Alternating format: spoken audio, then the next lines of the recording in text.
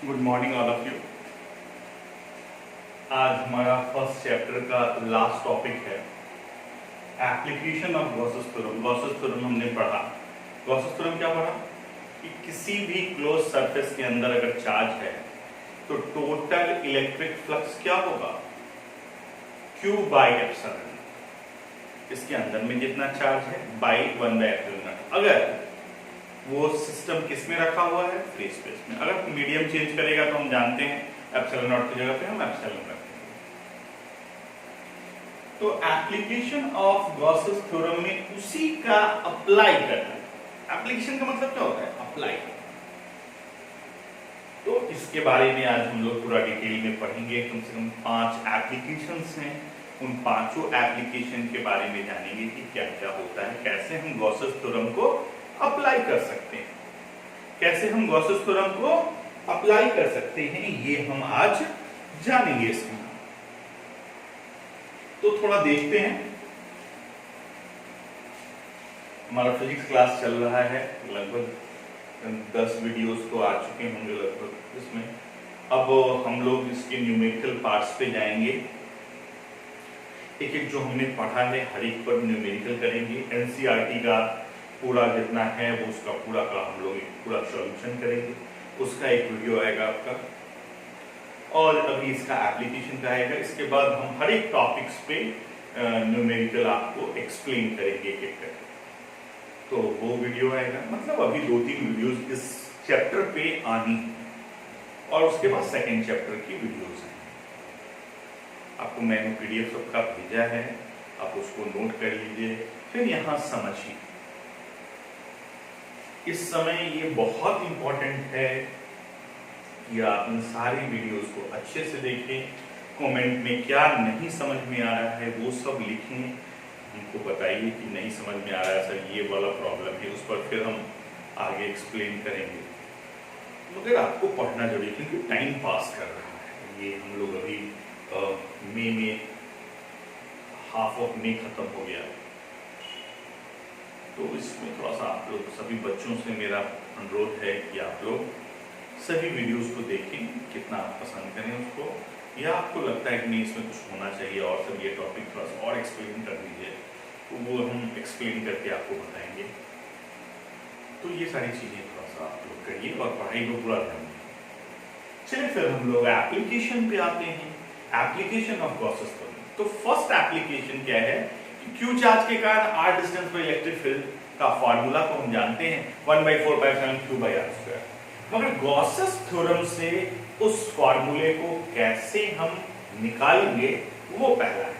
तो पहला एप्लीकेशन हमारा क्या होगा, फर्स्ट एप्लीकेशन क्या होगा, electric field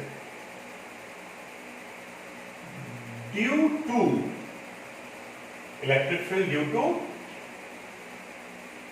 point charge. Point charge के कारण इलेक्ट्रिक फील्ड क्या होगा, electric field due two point charge with the help of Gauss's theorem. तो हम एक क्यू चार्ज लेते हैं, r डिस्टेंस पर आपको इस पॉइंट P पर इलेक्ट्रिक फील्ड निकालना है with the help of Gauss's theorem. तो गॉस थ्योरम तभी अप्लाई होता है जब सरफेस क्लोज हो। तो क्यू चार्ज तो किसी क्लोज सरफेस के अंदर में है नहीं।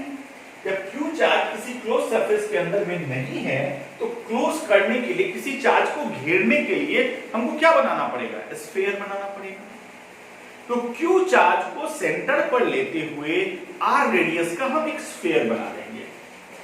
r रेडियस का हमने यहां एक स्फीयर बना लिया। अब ये क्यू चार्ज एक स्फीयर के अंदर में आ गया। क्यू चार्ज एक स्फीयर के अंदर में आ गया। तो क्यू चार्ज अगर स्फीयर के अंदर में आ गया तो ये गॉसेस थ्योरम के लिए एप्लीकेबल हो गया। तो इस तरह का जो सरफेस हम बनाते हैं गॉस थ्योरम को यूज करने के लिए, उसको हम गॉसियन सरफेस बोलते हैं। क्या बोलते हैं उसको, गॉसियन सरफेस।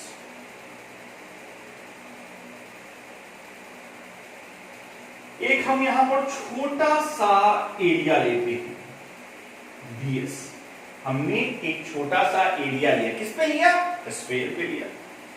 अगर स्फीयर पर हमने यहां पर एक छोटा सा एरिया लिया और एरिया वेक्टर ड्रॉ करेंगे, किधर आएगा? ये नॉर्मली बाहर की तरफ जाएगा, ये आ गया एरिया वेक्टर। क्यू चार्ज के कारण r डिस्टेंस पर इलेक्ट्रिक फील्ड किधर होगा? ये भी बाहर की तरफ। यहां पर देखिए इलेक्ट्रिक फील्ड और एरिया वेक्टर दोनों किधर आ गया? बाहर की तरफ। अगर हम फॉर्मूला का यूज करें, फ्लक्स के फॉर्मूला का हम यूज करें तो क्या आएगा? E dot ds। Electric flux का फॉर्मूला क्या होता है? E डॉट ds का इंटीग्रेशन। यहां इंटीग्रेशन में गोल बनाया, उसका क्या मतलब है कि हमको इंटीग्रेशन करना है क्लोज सरफेस का।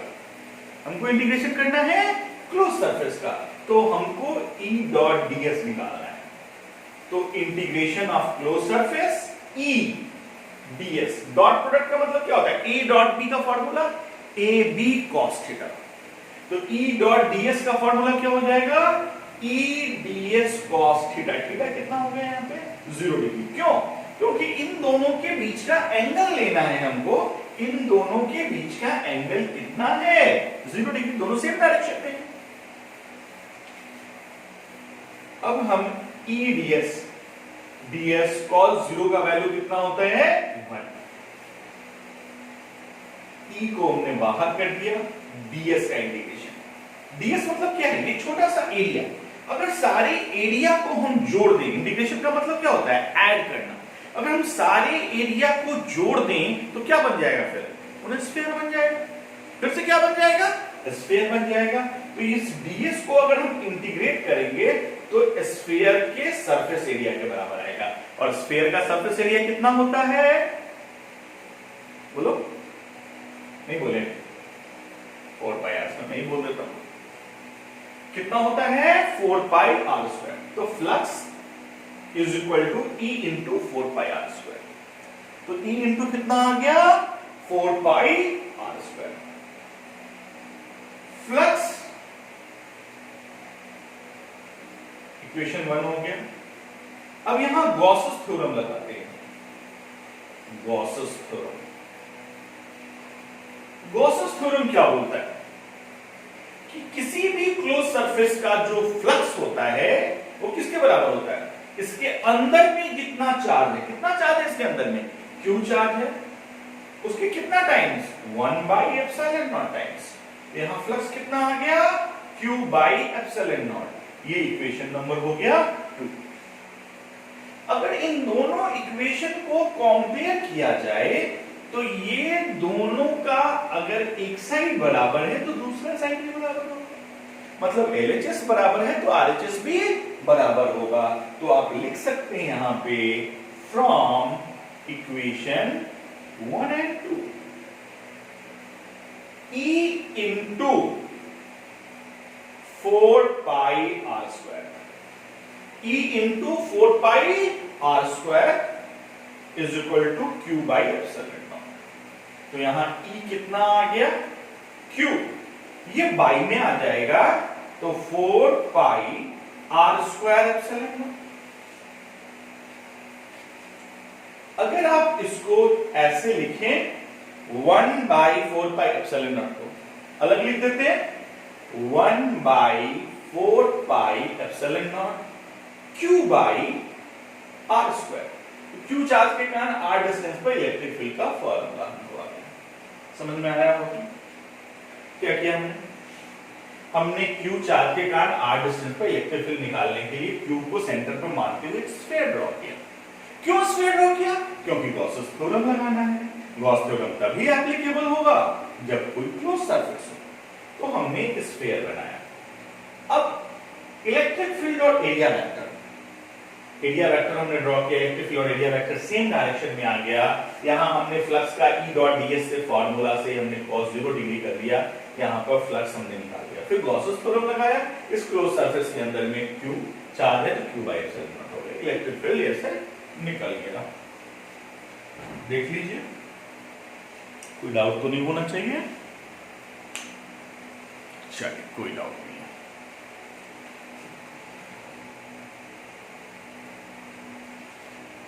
यहाँ इलेक्ट्रिक फील्ड ये ई है, विजिबल नहीं है, थोड़ा लगता है, इंक डालना होगा इसमें।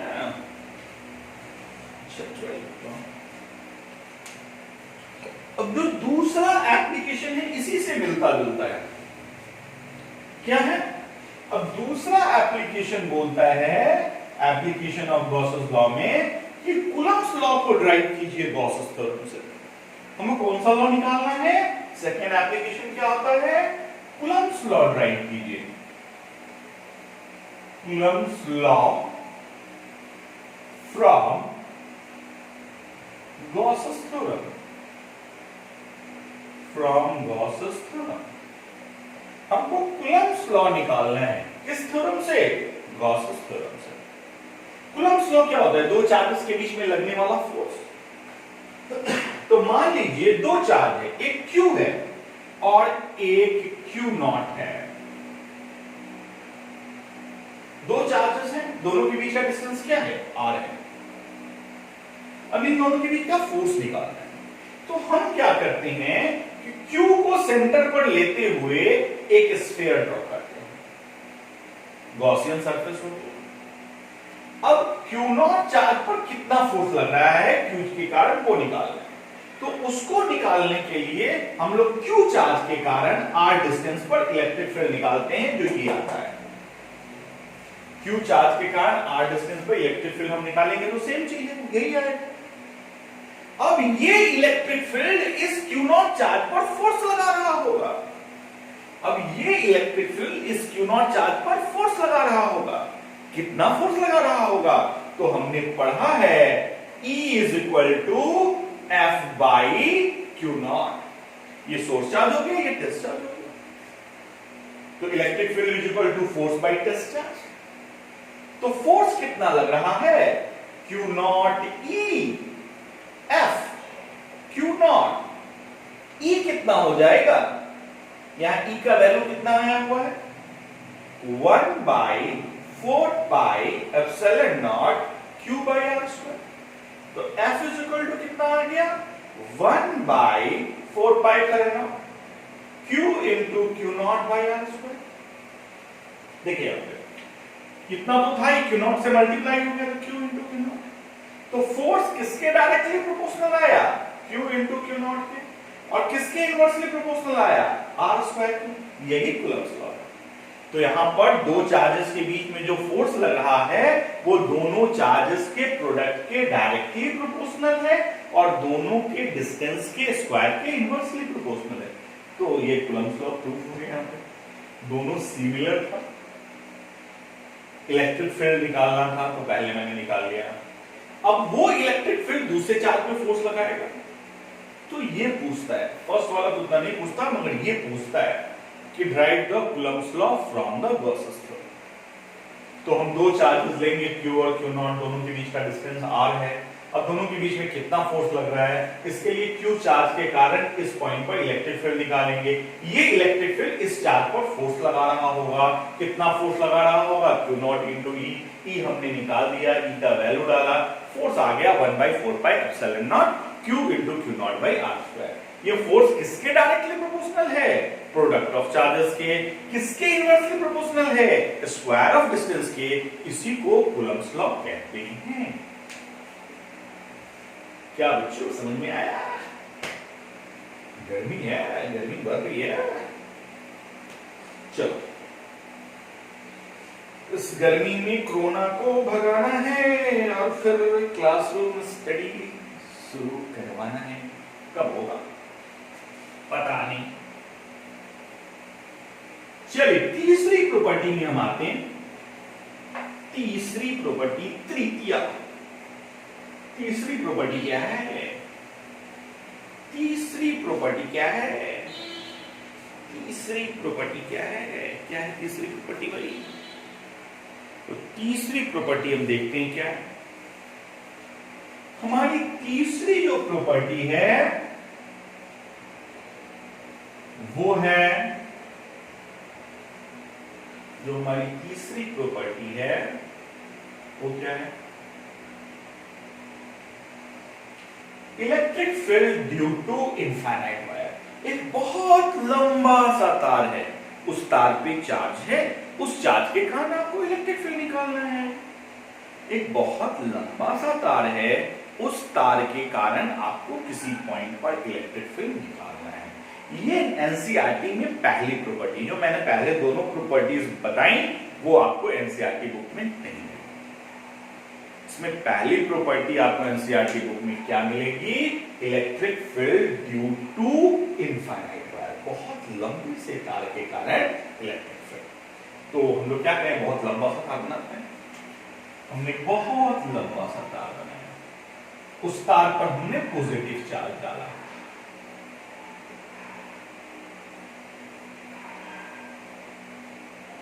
इस पर जो लीनियर चार्ज डेंसिटी है वो लैम्डा है।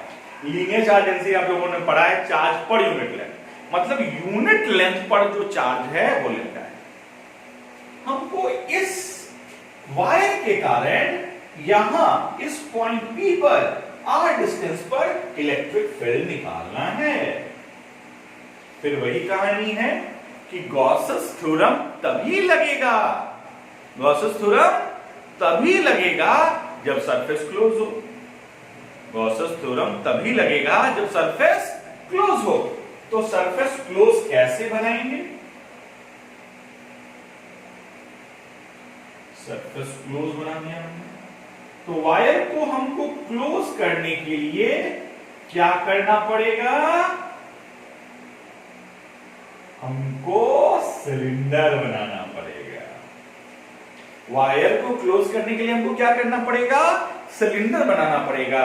और ये जो वायर होगा वो सिलेंडर के एक्सिस पे होगा, जैसे घूमता है ना जिस एक्सिस पे होगा सिलेंडर, तो सिलेंडर के एक्सिस पे होगा।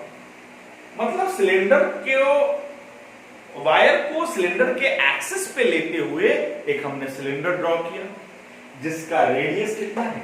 r है। अब आपको फ्लक्स निकालना है, तो फ्लक्स में हमने क्या पढ़ा है? Numbers of electric lines passing through the area, मतलब जितनी एरिया है उन सभी से जितना numbers of electric lines pass करता है उसी को हम क्या बोलते हैं? इलेक्ट्रिक फ्लक्स बोलते हैं।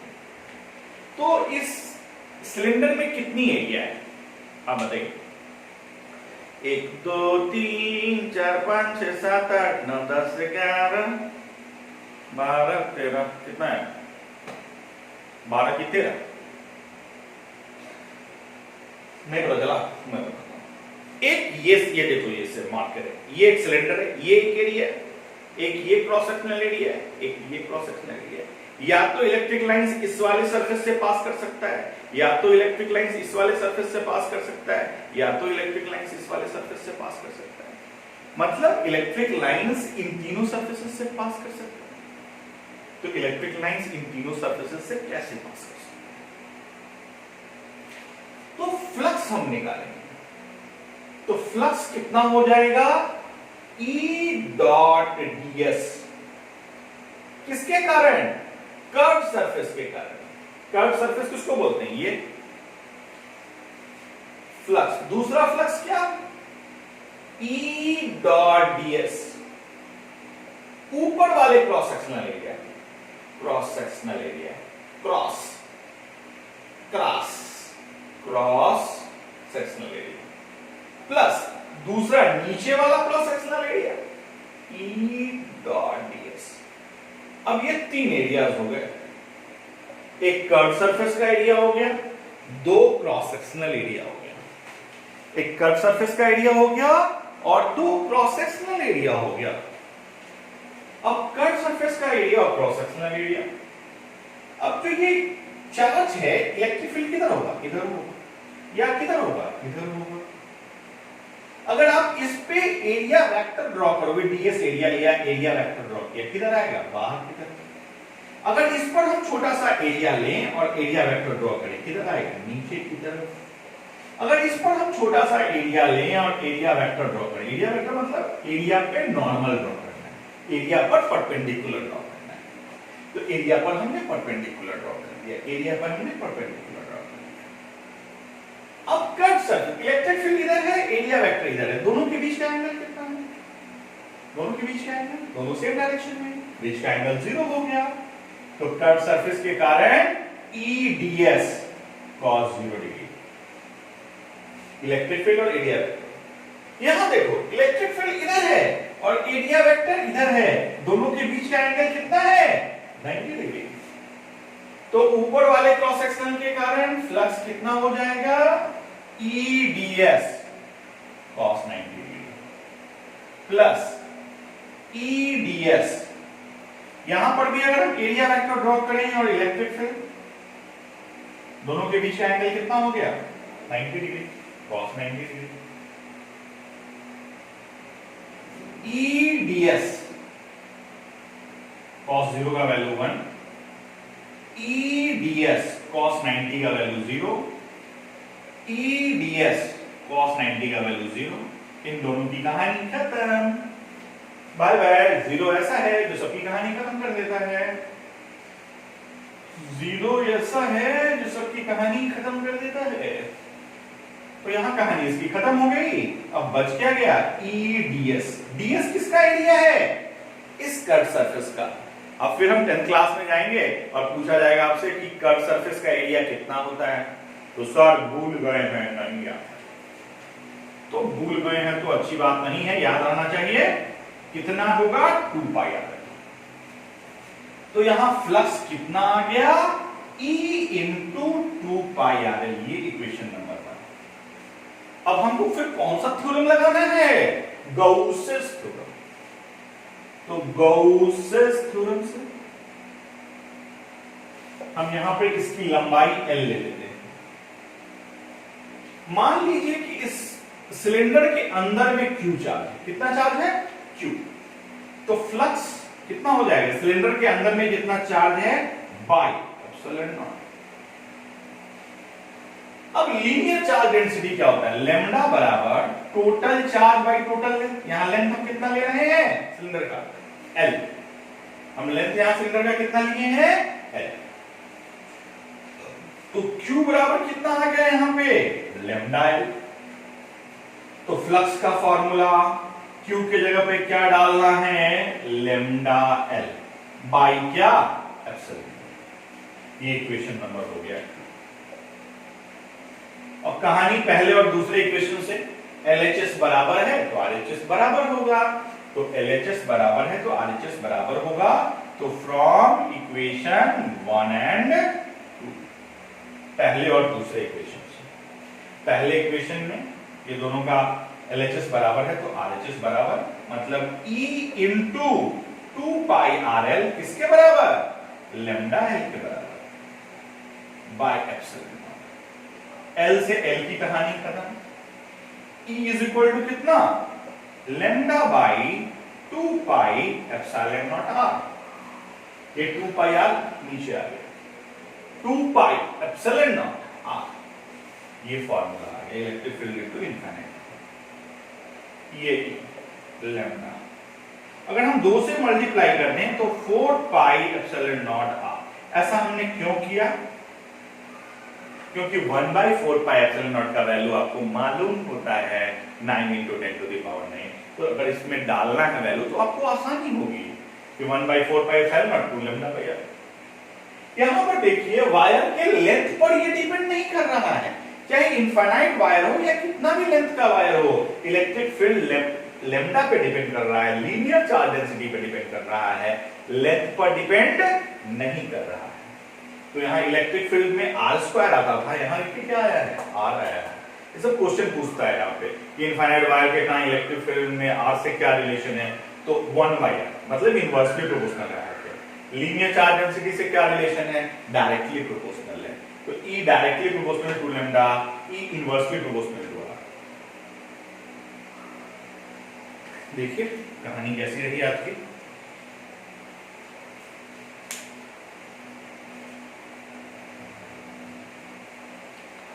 कहानी ठीक ठाक चल रही है।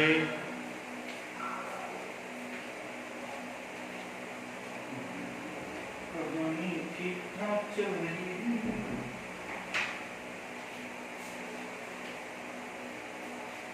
कहानी तो चल ही रही है। अब तीसरा एप्लीकेशन, मैंने कितना बताया 5 एप्लीकेशन हैं, बहुत लंबा क्लास चलने वाला है। Have patience. Have patience. Patience. Patience. Patience रखिए। चलिए चौथी प्रॉपर्टी पे आते हैं हम लोग। तीसरी प्रॉपर्टी में हमने क्या निकाला? Electric field due to infinite wire. अब चौथी प्रॉपर्टी क्या है?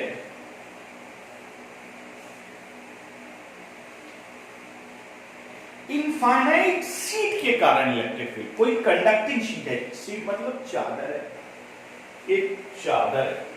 चौथी property electric field due to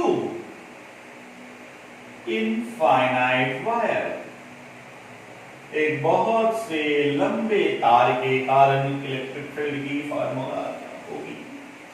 कैसे निकालेंगे? गाउसेस थ्योरम से। कौन से थ्योरम से? गाउसेस।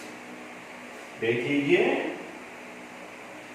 ये हो गया एक शीट, शीट पर हो गया बहुत सारा चार्ज, पढ़ते पढ़ते यूं ही मैं सो जाता हूं, गाते गाते यूं ही हो जाता। चलिए, वेरी गुड। एक इनफाइनाइट शीट हो गया। इस शीट के कारण r डिस्टेंस पर पॉइंट P पर आपको इलेक्ट्रिक फील्ड निकालना है। तो हम क्या करते हैं कि P पॉइंट के जस्ट अपोजिट में एक और पॉइंट लेते हैं, P डैश। तो यहां से यहां तक का डिस्टेंस अगर r है, तो यहां से यहां तक का भी डिस्टेंस क्या आ गया? 2r। मतलब P से P डैश का डिस्टेंस हो गया 2r। P से P डैश का डिस्टेंस कितना हो गया? 2r। अब इसके कारण आपको इलेक्ट्रिक फील्ड निकालना है। हमने क्या किया कि एक सिलेंडर बनाया जिसकी लंबाई कितनी हो, जिसका लेंथ कितना है? r और r, 2r, और इसका क्रॉस सेक्शनल एरिया कितना है? a। मतलब ये जो एरिया है वो कितना है? a।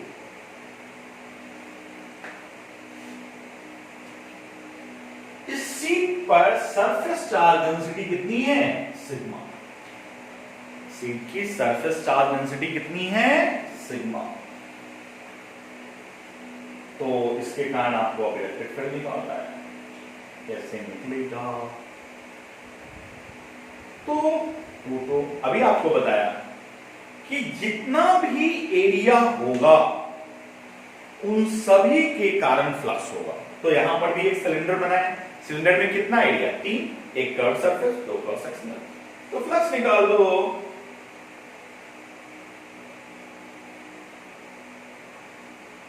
E डॉट ds किसके कारण? कर्व सरफेस के कारण। और E डॉट ds किसके कारण? Cross sectional area. फिर एक cross sectional area E dot ds। अब तीनों पर हमने क्या करना होगा? एरिया वेक्टर निकालना होगा। ये हो गया ds, एरिया वेक्टर इधर।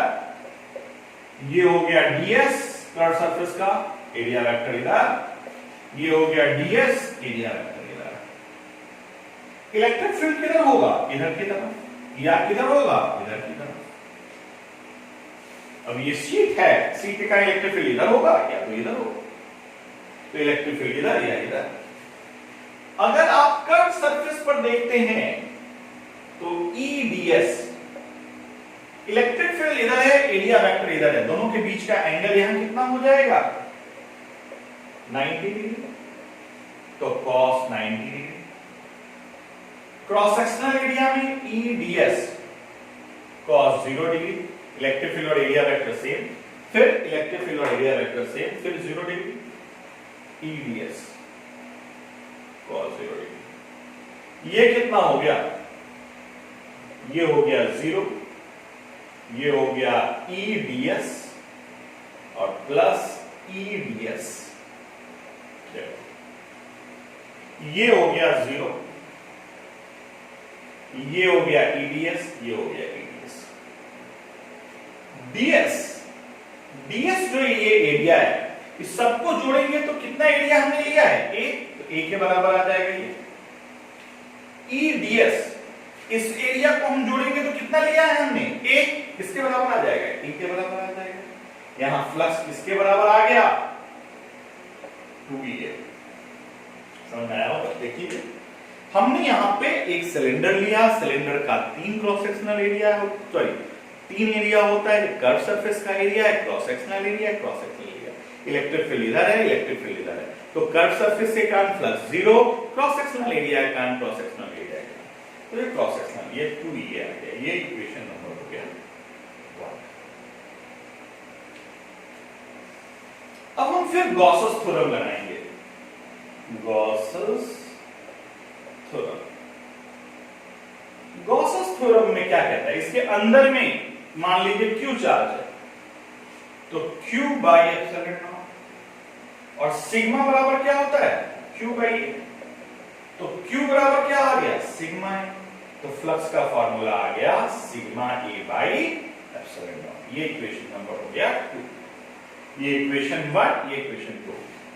फ्रॉम इक्वेशन 1 एंड 2, दोनों का LHS बराबर है तो RHS भी बराबर होगा, मतलब 2EA sigma A by epsilon naught, A से ए क्या हो गया यहाँ पे कैंसिल, तो E बराबर क्या आ गया, sigma by 2 epsilon not. Electric field का फार्मूला कितना आया, सिग्मा बाई 2 एप्सिलॉन नॉट। तो पहले काम किया था वही हमने भी यहां भी किया, एक शीट लिया, शीट के कारण एक पॉइंट P पे निकालना है तो अपोजिट में एक पॉइंट लिया, एक सिलेंडर बना दिया, सिलेंडर के अंदर में Q चार्ज आया, क्रॉस सेक्शनल एरिया A था, लेंथ इसका 2R था। अब हमने तीनों के कारण फ्लक्स निकाला, कर्व सरफेस के कारण, क्रॉस सेक्शनल एरिया के कारण, टोटल फ्लक्स हमारा 2E आ गया। अब गॉसेस थ्योरम निकाला, गॉसेस थ्योरम लगाया हमने, Q by epsilon naught, surface charge density sigma है तो Q बाई A होगा, charge by area, Q is equal to sigma A, Q की जगह पर सिग्मा ए डाल दिया, यहां पर हमने दोनों को इक्वेट किया, 2EA sigma A by epsilon not के बराबर, A से A को हमने कैंसिल कर दिया, तो E बराबर क्या आ गया, सिग्मा बाई 2 एप्सिलॉन नॉट। तो इलेक्ट्रिक फील्ड यहां पे डिस्टेंस पे डिपेंड नहीं कर रहा, शीट क्या हो यहां निकालो R तो है ही नहीं, किस पे डिपेंड कर रहा है, केवल सिग्मा और मीडियम पे। तो यहां इलेक्ट्रिक फील्ड जो है वो directly proportional to sigma and inversely proportional to the permittivity of the, यहां पर दो ही चीजों पर डिपेंड कर रहा है। शीट के कारण फील्ड आप कहीं भी निकालो सिग्मा बाई एप्सिलॉन नॉट ही होगा, sorry sigma by 2 epsilon naught ही होगा, डिस्टेंस पे डिपेंड नहीं कर रहा है।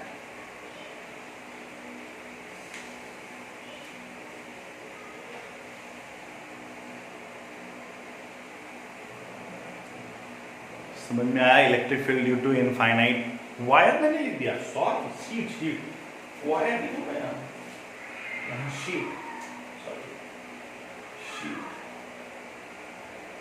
शीट मतलब चादर, electric field due to infinite sheet.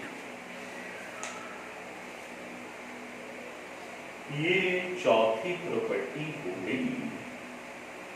Fourth, अब एक लास्ट प्रॉपर्टी है, electric field due to spherical shell. Spherical shell का मतलब होता है खोखला गोला। खोखला गोला मतलब एग्जांपल हम लोग बॉल लेते हैं, कौन सा बॉल, कॉस्को वाला, इसके अंदर में क्या रहता है, खाली। तो वैसा अगर है तो इलेक्ट्रिक फील्ड कैसे निकालेंगे,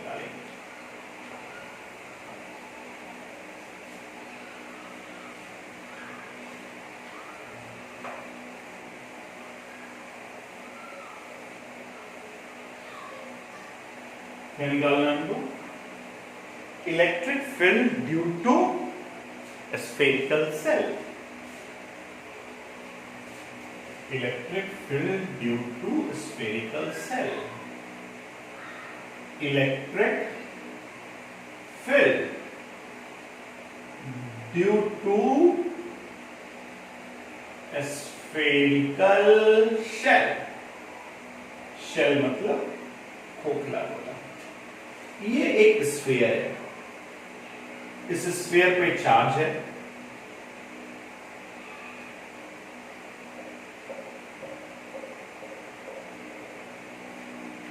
इसके कारण इलेक्ट्रिक फील्ड निकालना है, तो तीन जगह इलेक्ट्रिक फील्ड निकाल सकते हैं। एक हम यहां निकाल सकते हैं आउटसाइड पे, ये मान लो ए पॉइंट, एक हम इसके सरफेस पर निकाल सकते हैं, एक इसके अंदर भी निकाल सकते हैं। अब किसी भी पॉइंट पर आपको अगर निकालना है तो आपको क्या, मान लीजिए कि इस स्फीयर का रेडियस कैपिटल आर है, यहां से यहां तक का डिस्टेंस आर है, तो पहले केस में अगर आप निकाल रहे हैं इलेक्ट्रिक फील्ड ए पे आउटसाइड पे, तो गॉसेस थ्योरम तो तभी लगेगा जब इस स्फीयर को हम बंद करेंगे। तो इस स्फीयर को बंद करने के लिए क्या चाहिए, एक और बड़ा स्फीयर चाहिए। स्फीयर को बंद करने के लिए क्या चाहिए, एक बहुत बड़ा स्फीयर चाहिए। तो हमने इसको सेंटर पर लेते हुए आर रेडियस का एक स्फीयर ड्रॉ कर लिया, जिसके कारण ये वाला स्फीयर उसके अंदर में आ जाए। क्यों आ जाए, क्योंकि गॉसेस थ्योरम लगाना है। गॉसेस थ्योरम तभी लगेगा जब किसी क्लोज सरफेस के अंदर में चार्ज हो।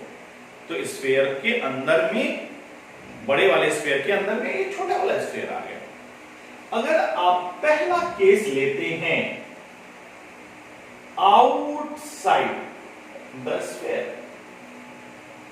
क्या होगा, फ्लक्स। यहां पर छोटा सा एरिया आप ड्रॉ करेंगे, ds वेक्टर आएगा, इलेक्ट्रिक फील्ड पॉजिटिव चार्ज है बाहर की तरफ, तो फ्लक्स क्या हो जाएगा, E ds cos 0 degree, E ds, E ds का इंटीग्रेशन, ds का इंटीग्रेशन कितना हो जाएगा, पूरे स्फीयर को, अगर बड़े वाले स्फीयर का सरफेस एरिया निकालें तो कितना है radius r, E into 4 pi r square. ये इक्वेशन नंबर 1 हो गया। अब गॉसेस थ्योरम लगाएंगे, गॉसेस थ्योरम लगाएंगे तो फ्लक्स कितना हो जाएगा, Q, इसके अंदर में मान लीजिए स्फीयर पे Q चार्ज है, तो Q by epsilon not, equation number 2। इस बड़े वाले स्फीयर के अंदर में कितना चार्ज, जितना इस छोटे वाले स्फीयर पे चार्ज है, छोटे वाले स्फीयर पे कितना चार्ज, Q, तो Q बाई एप्सिलॉन नॉट। ये इक्वेशन 1 और 2 से, from equation 1 and 2, E into 4 pi r square, Q by epsilon naught, तो E into 4 pi epsilon naught r square, यही होगा जो ऑलरेडी हमने फर्स्ट प्रॉपर्टी में निकाला था, वही चीज आ रहा है इसमें। यहाँ पे क्या आ रहा है, 1 by 4 pi epsilon naught Q by r square। किसका फॉर्मूला है, Q चार्ज के कारण r डिस्टेंस पे इलेक्ट्रिक फील्ड का फॉर्मूला, जो पॉइंट चार्ज के कारण हमने निकाला था, एक फॉर्मूला आया था। कहने का अर्थ है कि ये स्फीयर कैसा बिहेव कर रहा है, पॉइंट चार्ज की तरफ, जिसका टोटल चार्ज कहां हो, उसके सेंटर पे। मतलब अगर ये Q चार्ज इसके सेंटर पर भी रहता और आपको r डिस्टेंस पे इलेक्ट्रिक फील्ड निकालना होता, तो फॉर्मूला यही आता, फॉर्मूला आपका यही आता। ये इक्वेशन नंबर, सॉरी, ये निकल गया आपका इलेक्ट्रिक फील्ड आउटसाइड में 1/4 पाई। मतलब ये स्फीयर कैसा बिहेव कर रहा है, पॉइंट चार्ज की तरह। इसका टोटल चार्ज कहां कंसंट्रेटेड है, उसके सेंटर पे। टोटल चार्ज कहां कंसंट्रेटेड है, उसके सेंटर पे। अगर हम दूसरा केस लेते हैं, यहां पे हम दूसरा केस अगर लें, सेकंड केस में हम क्या लेंगे कि ये पॉइंट कहां है, जो हमको इलेक्ट्रिक फील्ड निकालना है, वो कहां पे निकालना है, इसके सरफेस पे। तो एट द सरफेस, अगर हम सरफेस पे निकालना है हमको इलेक्ट्रिक फील्ड, तो ये जो यहां से यहां तक का डिस्टेंस r था, ये r किसके बराबर हो गया, कैपिटल R। भी बात वही है कि ये a पॉइंट b पे आ गया, तो ये स्मॉल r किसके बराबर हो गया, कैपिटल R के।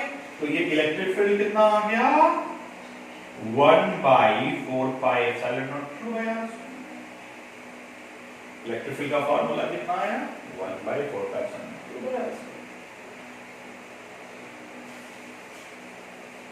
बस करना क्या है, ये a पॉइंट को b पे ला देना है, तो स्मॉल r किसके बराबर हो जाएगा, यहाँ पे कैपिटल R। तो इलेक्ट्रिक फील्ड का फॉर्मूला एट द सरफेस कितना हो जाएगा, 1/4 pi epsilon Q by r। तीसरा केस जो हमारा है वो क्या है, थर्ड केस में, इनसाइड द स्फीयर, मतलब यहां पे ये पॉइंट है, मान लीजिए ये रेडियस r है, स्फीयर के अंदर में आपको इलेक्ट्रिक फील्ड निकालना है। तो इनसाइड द स्फीयर क्या होगा? सिंपल सा आपको भी लगा होगा, इसके अंदर में कोई चार्ज ही नहीं है तो इलेक्ट्रिक फील्ड होगा? नहीं होगा। तो सिंपल सा अगर आप फ्लक्स निकालोगे तो क्या आ जाएगा यहाँ पे? E into 4 pi r dash का स्क्वायर, जैसा हमने यहां निकाला है। और जब गॉसेस थ्योरम लगाओगे, जब तुम गॉसेस थ्योरम लगाओगे तो फ्लक्स क्या हो जाएगा? इसके अंदर में कितना चार्ज है? Q बराबर कितना है यहाँ पे? 0 बाय एप्सिलॉन। तो फ्लक्स कितना हो गया? 0। अब इन दोनों को अगर हम कंपेयर करें तो E into 4 pi r dash का स्क्वायर किसके बराबर? 0 के। तो ये इधर जाएगा तो इलेक्ट्रिक फील्ड कितना? 0। मतलब अगर आप आउटसाइड में स्फीयर निकालते हैं तो फॉर्मूला हो जाता है 1/4 पाई Q बाय r। ये r अगर आप सरफेस पे जाता है तो स्मॉल r कैपिटल R के बराबर हो जाता है। अगर आप अंदर में जाते हैं तो स्फीयर के अंदर में कोई चार्ज है ही नहीं तो इलेक्ट्रिक फील्ड होगा? नहीं होगा। हमने यही फॉर्मूला यहाँ पे ये पूरा आप एक्सप्लेन करके यहाँ लिख सकते हैं। 4 पाई r डैश का स्क्वायर हो जाएगा। इसके अंदर में टोटल चार्ज कितना आ गया? 0 बाय एप्सिलॉन नॉट हो गया, 0 हो गया। दोनों का LHS RHS हमने कंपेयर किया तो E into 4 pi r dash का स्क्वायर किसके बराबर आ गया? 0 के। तो इलेक्ट्रिक फील्ड किसके बराबर आ गया?